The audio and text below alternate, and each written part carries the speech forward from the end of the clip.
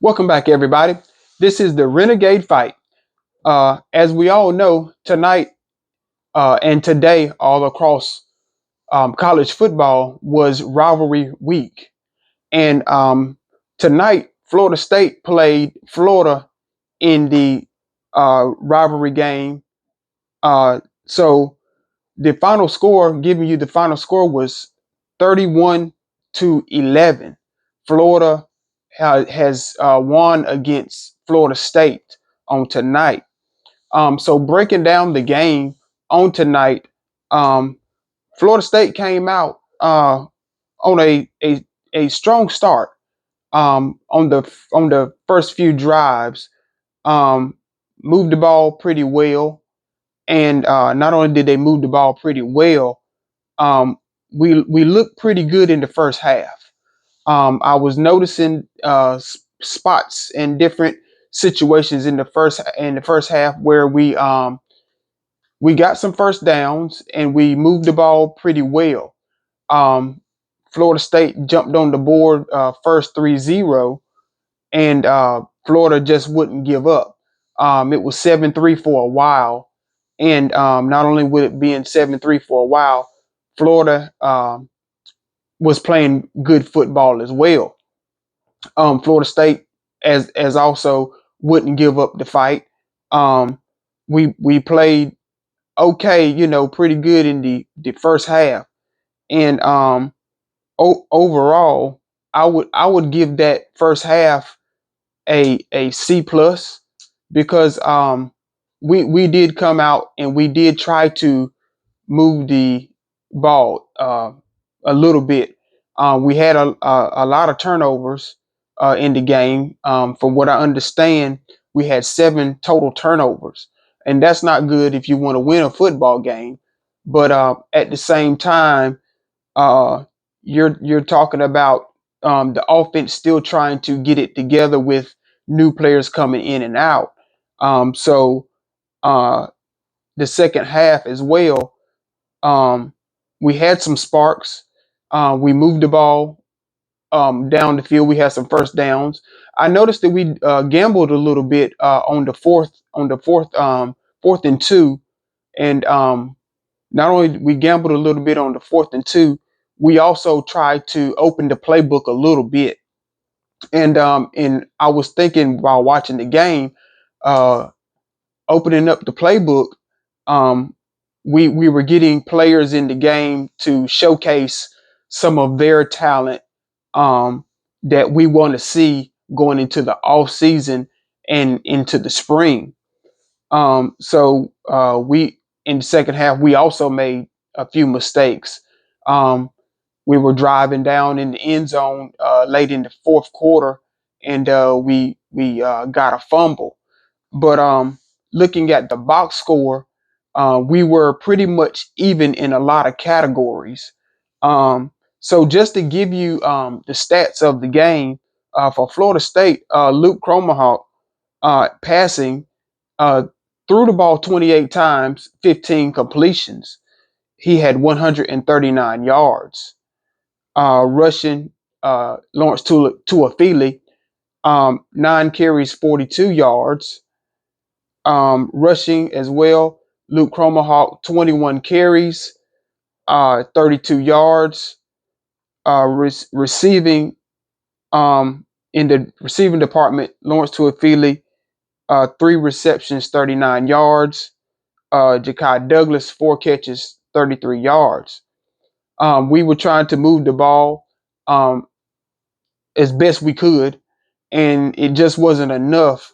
But from sparks that we had some good gains, but by us getting sacked and playing behind the sticks a lot, those yardage really makes it some negative yards when it all comes out at the end of the game. So for Florida, um, Lagway threw the ball 22 times and completed 14 attempt. He had 22 attempts and 14 completions. I'm sorry, 133 yards, 2 touchdowns, 1 interception. Rushing Johnson Jr. 10 carries for 99 yards, 1 touchdown. Receiving department for Florida, C. Dyke, 3 catches for 63 yards. Um, so Florida, they came out hungry. They did what they were supposed to do to win the game, and they just did what they were supposed to do. It was just too much for Florida State to try to come back. We did try to make a comeback in the fourth quarter, but the score is so out of hand and the clock is running down so rapidly that just whatever play you run is just it's not enough time to really spot the ball and get down the field. So uh, Florida wins the game again, 31-11. And I noticed at the end of the game, by this being a chippy rivalry, um, the Florida Gators players stamped their flag, their Florida flag, in the middle of our uh, field on the 50-yard line. And that started some more chippiness to add on to what was already um, fueling. Coach Norvell took the flag and dispersed of it, and a lot of people are saying no. You lost. You ought to take your beating. Well, I say this. Well, we'll take it this time. But just remember to the Florida Gators, we've been beating up on you for the last few years. So this one loss we'll take. We've been having a bad season, so we'll take the losses. But just remember, when we get down to Gainesville, Florida next year, it'll be a different story, and Florida State will show themselves strong. Um, so we'll take the loss tonight, but we'll go back and regroup, and not only regroup, we'll have a better season next year. So just to let you know, Florida State's season is officially over tonight. Our final record for the season is 2-10. So we are just just gonna go ahead and not relax so much, but we're just going to get some rest and get on the recruiting trail. And not only get on the recruiting trail, get some players that'll come in and let's try to get back on a winning stand for next season, the 2025 football season. So in just other news, I gave you some games to watch. And the games to watch that I had for you from yesterday, Friday, November 29, I gave you the Minnesota versus Wisconsin game. So I'll just give you the scores of those games, but I won't give you a total breakdown and stat line. So for that, Minnesota 24 and Wisconsin 7 for that score from November 29th. Also from the same day, we had Mississippi State versus Ole Miss. Ole Miss wins that game 26-14. And tonight, to the nightcap of the November 29 games, we had Georgia Tech versus Georgia. And that game went into 8 overtimes. I sat there and I watched every single play from the second quarter all the way until the end of the 8th overtime. And I tell you, what a game, what a game. It was exciting. I couldn't sit there and just watch it regularly. I was up and down out of my seat.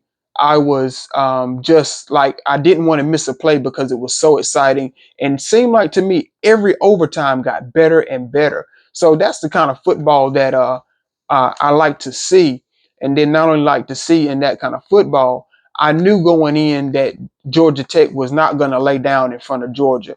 And that final score was 42-44. Georgia wins that game, and it was an awesome game. So for the Saturday, November 30th, 2024 games to watch, I gave you South Carolina versus Clemson. South Carolina wins that game 17-14. And then the midday 3:30 games I gave you was Miami versus Syracuse. Syracuse wins the game. Syracuse 42 and Miami 38. And the end of night game, the 7:30 game was Texas 17, Texas A&M 7. So as we have it, the ACC network and ESPN has just broke the news that SMU will play Clemson in the ACC championship on next weekend. So as of right now, I want to say the game is at 8 o'clock p.m. So we'll give you more updates on that later on in the week, because that most likely is going to be a game to watch for me. I really want to see that game. And not only that, um, getting back to Florida State news just for a bit, we just received word.